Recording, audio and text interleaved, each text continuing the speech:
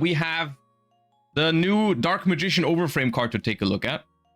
First of all, before we even look at the effect of Dark Magical Curtain, this card, once again, as all of the overframes, or pretty much all of the overframes, looks pretty awesome.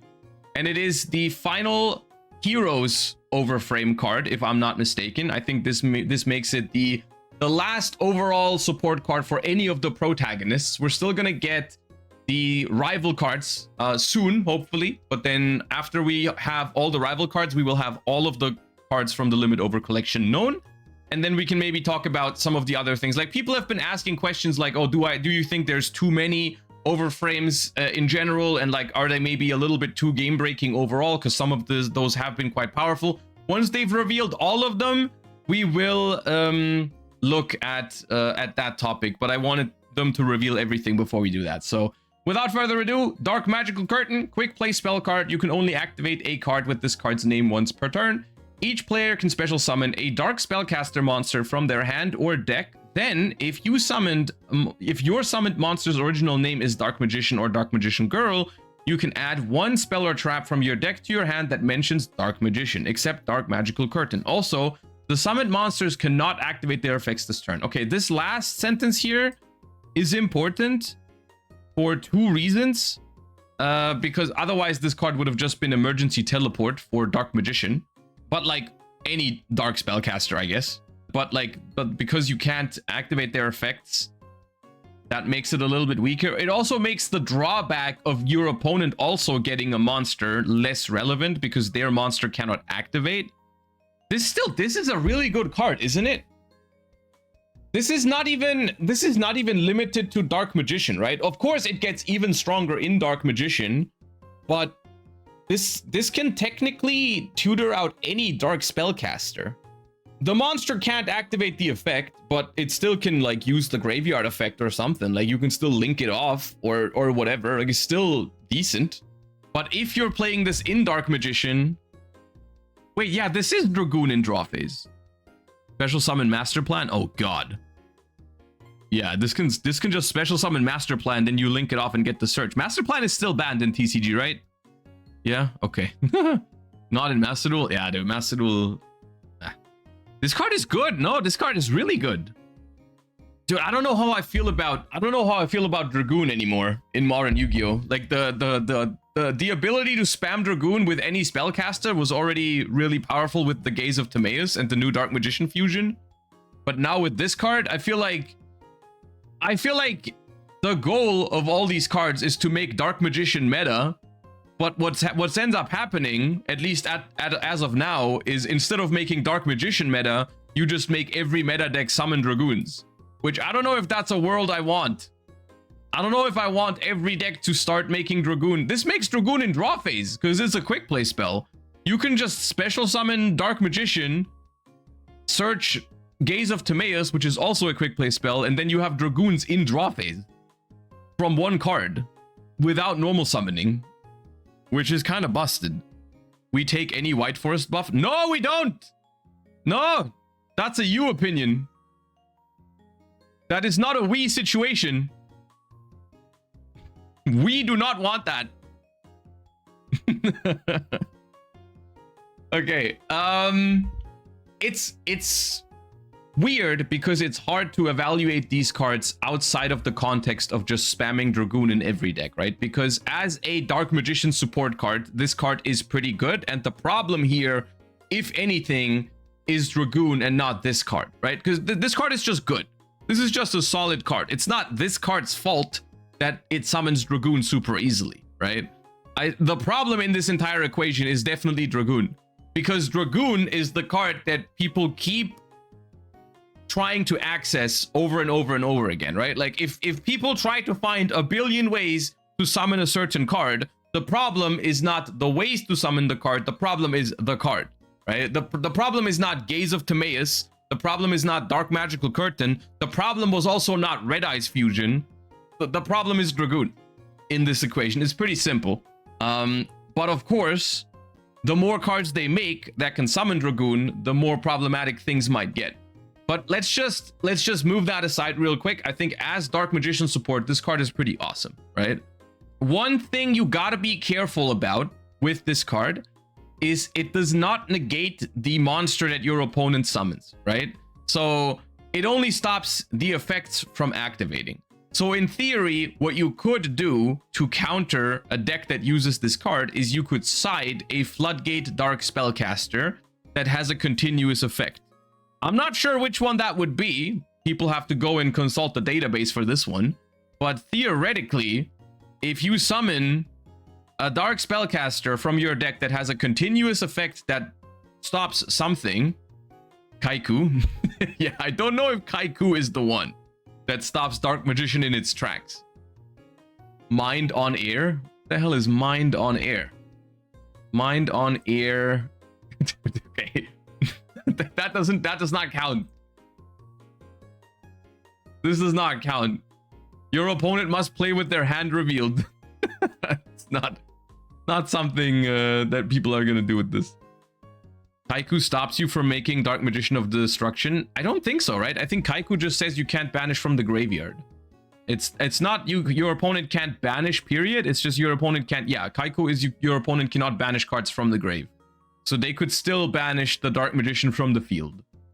This card also immediately opens Dark Magician of Destruction summoning conditions. Yeah, like this card is very good. Like at the moment, we are actually seeing this right now already before this card is being printed. There's a lot of decks that are experimenting with the Dark Magician of Destruction package, right? People are already doing Dark Magician of Destruction, Surge Gaze of Timaeus, and then make Dragoon. This is already a viable strategy. So this card joining the mix, like basically any deck that is doing this already would easily think about playing this card. So this card is very strong if nothing happens to Dragoon, which I think is the main problem of this entire thing, is that Dragoon is just very, very overtuned. But realistically, I don't know if they are willing to ban a card like this, because I feel like Dragoon has a lot of like lore weight and like Dark Magician stuff. I don't know if they want to ban it, which is a problematic situation to be in, you know. But I guess we'll see how much of a problem it really is going to be. I think this card itself is pretty strong, but I have no issue with that. I don't think it's bad that strong cards like this exist. I'm more so opposed to like the generic end board pieces that it summons, because this all of this Dark Magician support has been very, very generic, which is maybe the mistake here, right? The mistake is maybe that none of this like locks you into spellcasters, or they could have said like you can only summon monsters that mention Dark Magician or Dark Magician Girl or something like that, right? There should have been something that stops people from like making Dragoon in every kind of deck, right? Because right now people just make Dragoon in everything right now with the new Maze support, and this card is going to make that even stronger. The mistake would imply that it's not intentional.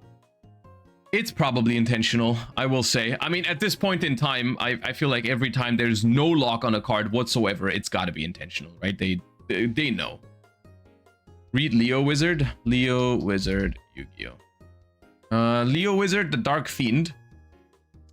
Leo Wizard, the Dark Fiend is a dark spellcaster. That makes sense. For a player to normal summon a monster from their hand with more than 30/50 attack or defense and an original level of 4 or lower, they must tribute a monster. They must tribute summon it by tributing a monster. It's not that crazy. It's not that crazy. No, yeah.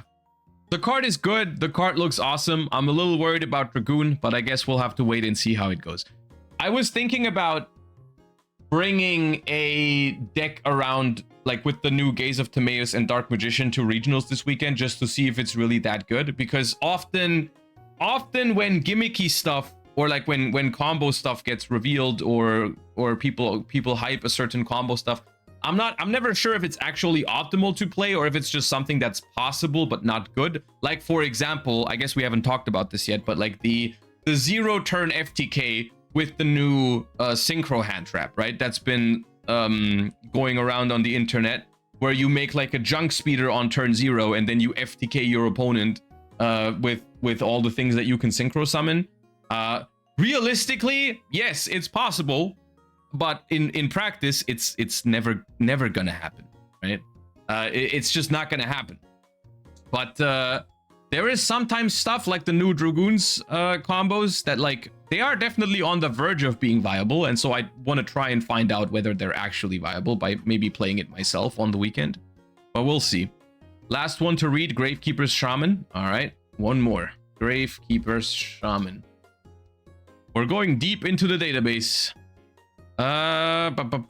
Negate all monster effects that activate in the grave except Gravekeepers.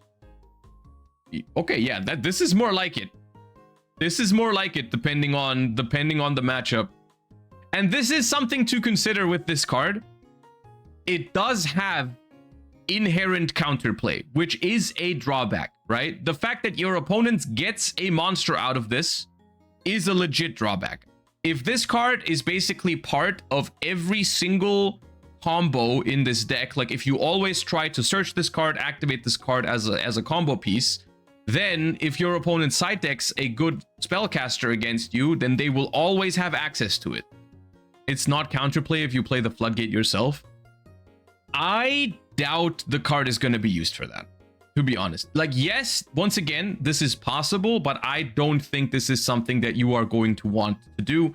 As to like, oh, I'm going to play Gravekeeper's Shaman with 3 copies of Dark Magical Curtain, just to basically emergency teleport this card, right? This is something that, yes, you could do, but realistically in most decks, it's just going to be better to, if you play this card, to just make Dragoon with it.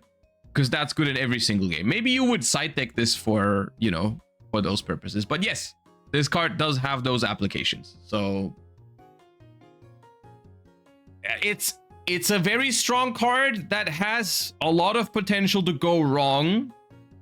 But once again, I don't think that this is this card's fault, right? If this card summons Floodgates, if this card summons Dragoon, I think the problem in those equations are the Floodgates and the Dragoon. That is where I personally stand on this kind of thing. I don't think this card is at fault for the existence of Dragoon. It summons Shifter. Okay then. Go ahead, summon Shifter.